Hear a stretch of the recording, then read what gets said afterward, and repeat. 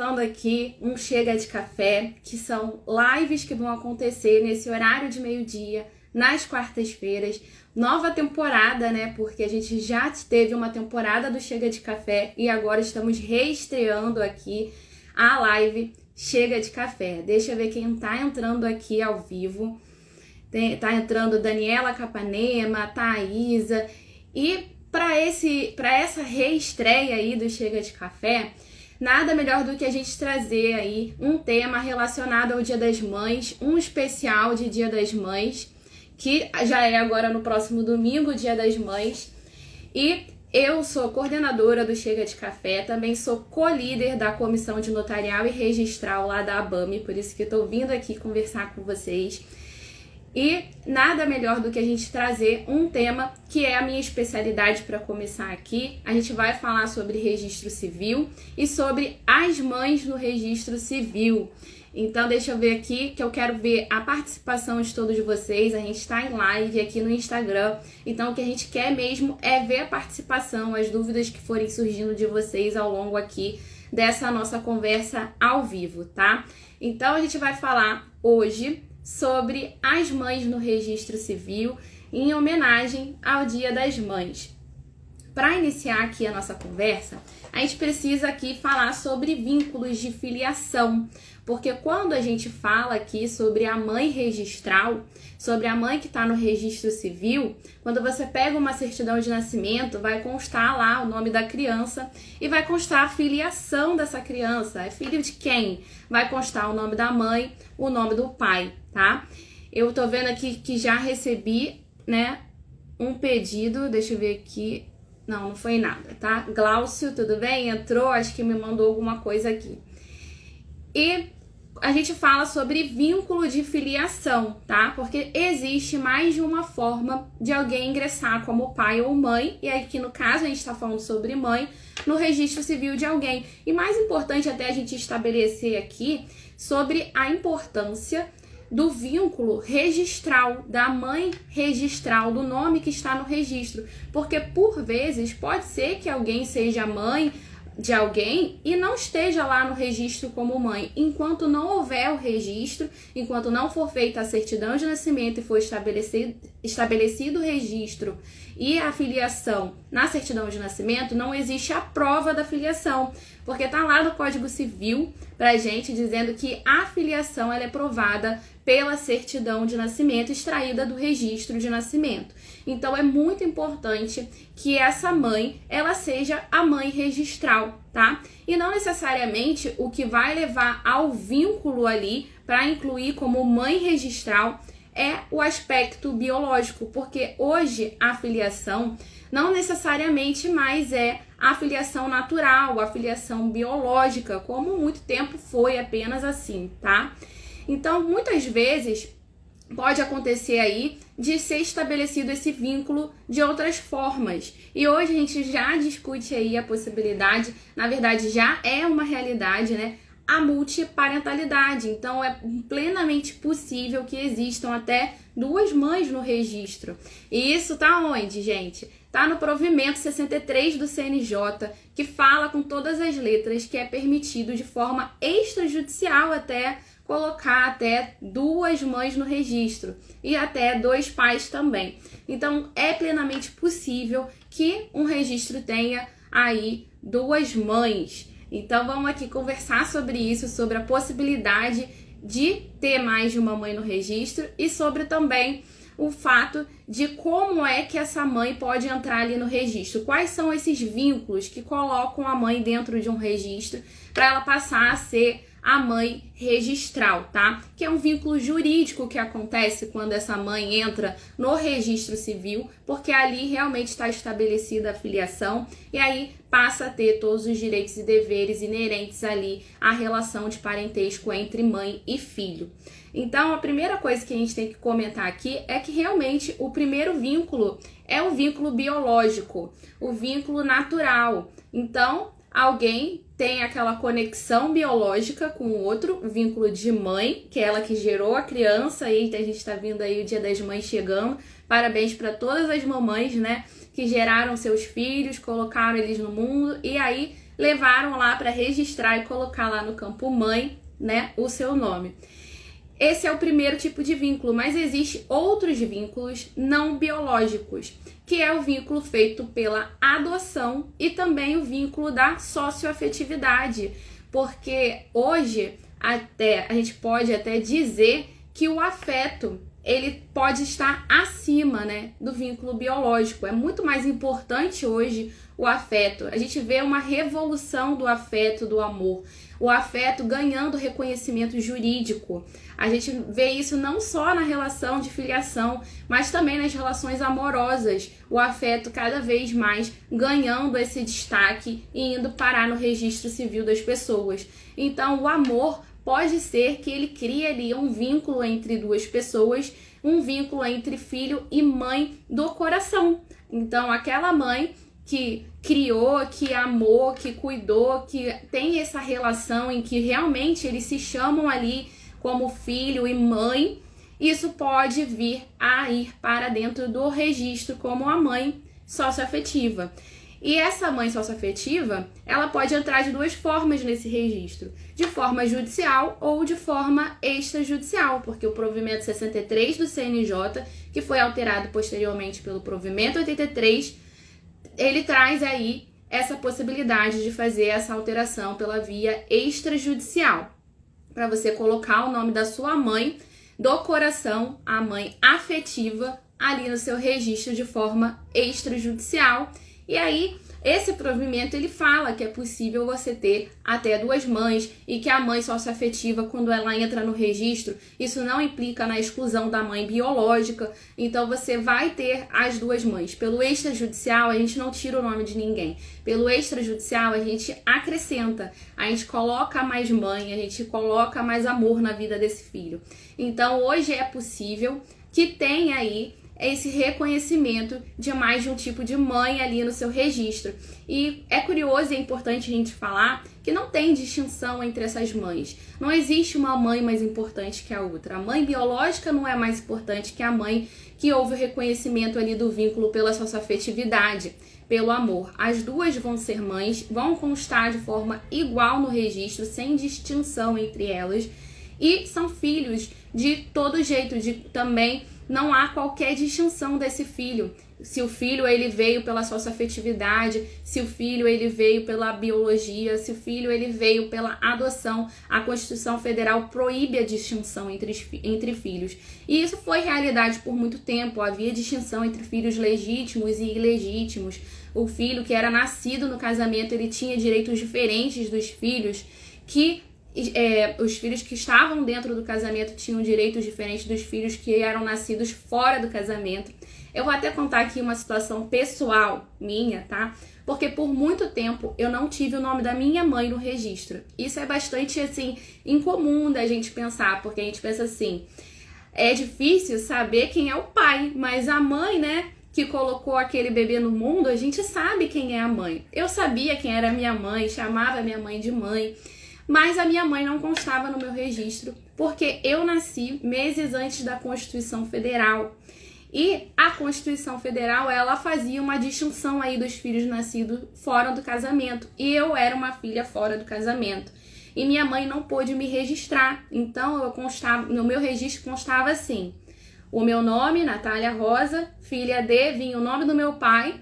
E no local do nome da mãe constava assim, omitida na forma da lei. Eu não tinha ali o nome da minha mãe. Por muito tempo eu passei com o meu registro desta forma, sem o nome da minha mãe. E isso a gente sabe que na prática causa várias situações constrangedoras e chatas, porque normalmente nas escolas, em vários lugares que a gente vai, a gente preenche colocando o nome da nossa mãe e não o nome do nosso pai. Os campos que eles pedem normalmente é para dizer o nome da mãe. E eu não tinha o nome da minha mãe para informar ali. Então, eu passei isso por muito tempo e eu só coloquei o nome da minha mãe no registro quando eu já era adulta até, já estava lá estagiando no Ministério Público, e eu estagiei no Registro Civil, soube que podia fazer isso. Eu tinha uma escritura de maternidade, de reconhecimento de maternidade, que a minha mãe tinha feito um ano depois do meu nascimento, e eu fui lá averbar esse reconhecimento da maternidade no meu registro já adulta, que aí eu passei a ter o nome da minha mãe. Por quê? Porque até então eu não tinha mãe. Porque por mais que eu tivesse a minha mãe, que eu soubesse quem é minha mãe, que eu fosse filha biológica da minha mãe, não estava no registro. E se não está no registro, não está no mundo. Eu não tinha como provar através do registro que eu era filha dela. Então, caso acontecesse alguma coisa com ela, caso tivesse que ir lá tentar buscar algum direito relacionado à minha filiação, eu não teria a prova da filiação. Então, só depois que eu coloquei o nome da minha mãe no registro, é que eu passei a ser filha dela e a ter os direitos decorrentes da relação de filiação, tá? Então, assim, é uma coisa muito prática que eu tô trazendo aqui pra vocês. Aconteceu comigo e deve ter acontecido aí com muita gente, porque havia essa distinção na Constituição Federal, distinção essa que hoje é vedada, não é permitida. A Constituição, ela não deixa mais fazer qualquer diferença entre os filhos. Mãe é mãe, não importa a origem. Filho é filho, não importa a origem, tá? E eu queria muito passar essa mensagem aqui pra vocês, porque não importa se essa mãe, ela é uma mãe que veio do coração, do amor, do afeto, uma mãe que te gerou aqueles 9 meses e cuidou de você, se a sua mãe, ela adotou você, ela queria muito você e te adotou, ela é sua mãe, e a gente tem que trazer isso, sabe, essa importância de saber que a gente tem esses vários tipos de mães e que todas são maravilhosas, todas elas merecem, né, todo o nosso carinho aí no Dia das Mães que tá chegando, tá? E deixa eu ver a mensagem aqui da Daniela. Excelente palestra, que interessante o seu caso, não fazia ideia. Eu sempre conto esse caso porque eu nasci justamente assim, bem perto de mudar a legislação. E é curioso, Melina, porque meu irmão nasceu um ano depois e ele foi registrado no nome da minha mãe e eu não tinha o nome dela no meu registro. Então é muito legal a gente ver como a mudança de legislação impactou, e deve ter várias pessoas que ficaram aí sem o nome da mãe porque nasceram fora do casamento, e isso é fácil de ser alterado posteriormente, porque desde que a Constituição chegou, ela chegou trazendo isso. E olha só que legal, a minha mãe foi registrar o meu irmão no ano seguinte, tá? Porque eu nasci em 88 e meu irmão nasceu em 89. Quando chegou no cartório para registrar, eles falaram, olha, pode colocar o nome da mãe. Aí eles falaram pro registrador que tava lá, a gente tem uma menina e ela ficou sem o nome da mãe, porque não pôde registrar, porque ela era filha ilegítima, né? E aí, o que eles falaram pra minha mãe? Falou, faz uma escritura de perfiliação, reconhece a maternidade da sua filha. E aí minha mãe e meu pai fizeram uma escritura juntos lá, dizendo que a minha mãe era minha mãe, que ela reconhecia a minha maternidade. Só que como bons brasileiros, meus pais nunca averbaram isso no meu registro. Quem fez a averbação da maternidade no meu registro fui eu mesma, que eu tinha aí, meu pai pelo menos guardou a escritura direitinho, aí eu, de posse da escritura, fiz a alteração do meu registro. Então, é pra a gente até pensar, né, como é que funciona aí as coisas, e pode ser que haja um reconhecimento mesmo posterior da maternidade, ainda que essa mãe seja biológica. Hoje é possível que a gente tenha mais de uma mãe no registro. E eu tava até trazendo para Daniela Capanema, que está aqui assistindo a live, que também existe a questão da reprodução assistida. E na reprodução assistida, ela tá lá regulamentada também no provimento 63 do CNJ, que todo mundo cita o provimento 63 para falar de paternidade ou maternidade socioafetiva. Mas as pessoas não costumam falar da reprodução assistida, que tá lá. E lá ele fala sobre a reprodução assistida, tanto entre casais heteroafetivos, quanto entre casais homoafetivos. E aí pode ser que haja aí casal com 2 mulheres. E aí a gente tem aí 2 mães nesse registro, porque o filho é do casal que tá ali, né, gestando aquela criança. Então acontecia muito lá no Ministério Público, quando eu trabalhei lá em promotoria de justiça de registro civil, de chegar pra gente esse registro em nome de 2 mães. Por quê? Porque uma normalmente gestava a criança, ainda que fosse ela concebida por técnicas de reprodução assistida, tá? porque eles precisavam de algum doador do sêmen para participar, porque elas eram 2 mulheres. Então, tinha um homem participando como doador do sêmen, e aí podia ser a inseminação feita em alguma das duas. Uma ia ser a mãe biológica, porque estava ali gestando. Aí, quando nasce, sai a DNV, e aí consta o nome da mãe que foi a parturiente, a que gerou ali o bebê, tá? E aí tinha uma questão de como é que ia fazer o registro para constar o nome da mãe que foi a parturiente e também a mãe que acompanhou a gestação e que é a companheira ou esposa dessa mãe que teve o bebê. E aí o provimento 63, ele veio até para trazer uma regulamentação para isso, falando sobre o registro nesse caso em que há casais homoafetivos, muito comum para a dupla maternidade, tá? Em que um casal homoafetivo de 2 mulheres decidem que querem ter um bebê, elas utilizam a técnica de reprodução assistida, tá? E aí vai ter 2 mães e, gente, eu acho isso muito legal, porque era uma discussão que tinha lá na época no Ministério Público, quando começou a vir casos de multiparentalidade pra gente, e o entendimento das promotoras de justiça, dos promotores de justiça com quem eu trabalhei lá, sempre foi nesse sentido de que quanto mais amor, quanto mais cuidado para uma criança, melhor. Então é ótimo que tenha ali 2 mães, 2 pais para zelar por aquela criança. Aquela criança ela vai ter muito mais afeto, amor, cuidado, proteção, que é isso que uma criança precisa. Então a gente precisa ali levar para dentro do registro essa realidade que são a realidade das pessoas. E desde que o divórcio, né, ele passou a ser regulamentado, porque até 1977 o divórcio não era permitido aqui no Brasil. A partir da lei do divórcio, em 77, passou a ser autorizado aí o divórcio dos casais. E aí as pessoas começaram a refazer as vidas delas, a ter um novo relacionamento, um novo casamento. E isso gerava o quê? Novas formas de família, novas constituições de família. E dentro dessas famílias, você passava a ter ali convivência com padrasto, madrasta, que passou a ser regulamentado, passou a ser permitido esses novos relacionamentos, que passaram a ser vistos depois, com o reconhecimento da união estável, como relações que mereciam proteção do Estado, e não mais mero concubinato. Então, com essas novas formas de família, a criança passou ali também a conviver com mais de um pai na prática, porque tinha o pai biológico e tinha o padrasto que exercia também a figura de pai ali dentro daquela casa. E da mesma forma com a mãe. Havia esse caso em que a madrasta, ela acabava ali criando um vínculo afetivo em que ela se tornava mãe daquela criança pela convivência, pelo amor, pelo afeto. E foi aí que começou a vir essa questão da importância da socioafetividade e da gente levar para dentro do registro aí o reconhecimento desses vínculos, o reconhecimento dessas outras formas de você se tornar mãe de alguém.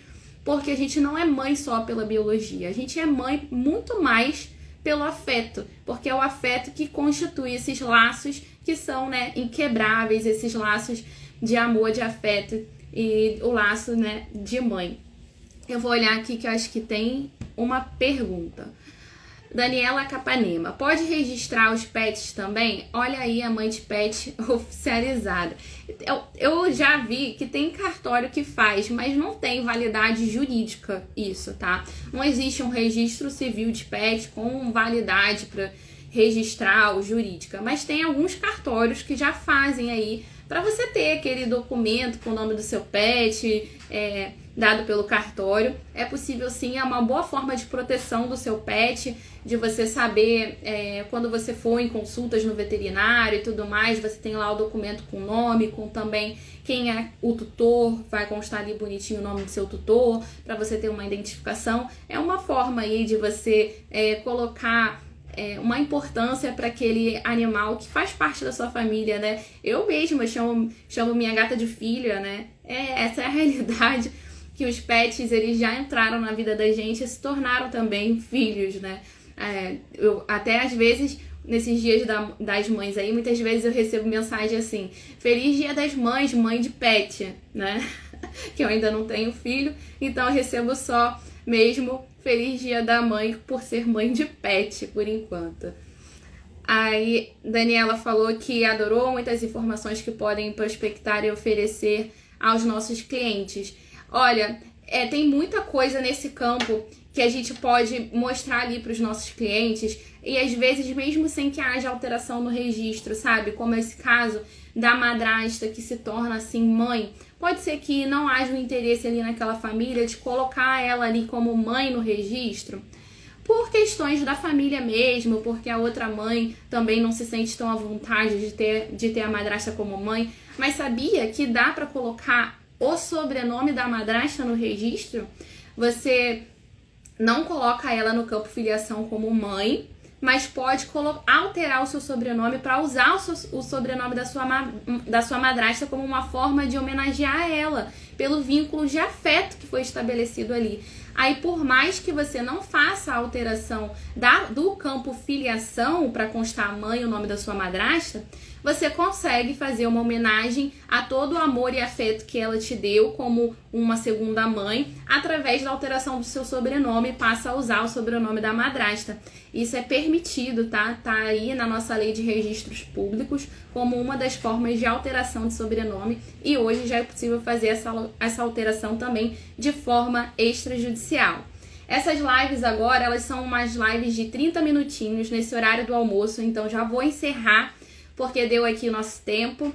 E eu já também vou aproveitar para dizer que na semana que vem, na quarta-feira que vem, dia 17, a gente vai receber aqui o Dr. Diego Piaçabuçu, que é co-líder da comissão da ABAME Jovem, tá? E aí ele vai falar sobre a advocacia imobiliária extrajudicial e a due diligence. Então, assim, é um assunto super importante para vocês aqui do ramo imobiliário, para falar sobre um dos serviços extrajudiciais que são aí, né, o filé, né, da atuação imobiliária. Então, muito importante. Venham todos aqui na próxima quarta-feira, tá? Participar, mandar pergunta, tirar tudo que vocês puderem aí do Diego. Aproveita aí que ele vai vir aqui falar sobre esse tema, a advocacia extrajudicial, que tá tão crescente, cada vez maior aí pra gente, para advogados aproveitarem aí a facilidade, a agilidade. É muito benefício dentro da advocacia extrajudicial, seja aí nesse campo aí do imobiliário, no campo do registro civil. Eu sempre falo que o registro civil, ele acaba que se comunica muito com os outros ramos, inclusive imobiliário. Então, sempre estou passeando entre um ramo e o outro. Então, com certeza, na quarta-feira que vem, vou estar aqui para assistir o Diego Piaçabuçu, que vai dar show sobre esse tema tão importante. Então, vou me despedir aqui, mandar um beijo para todo mundo que acompanhou ao vivo e que ainda vai assistir também depois gravado, porque essa live fica gravada para vocês assistirem no melhor horário para vocês, tá bem? Então, até quarta-feira que vem. Tchau!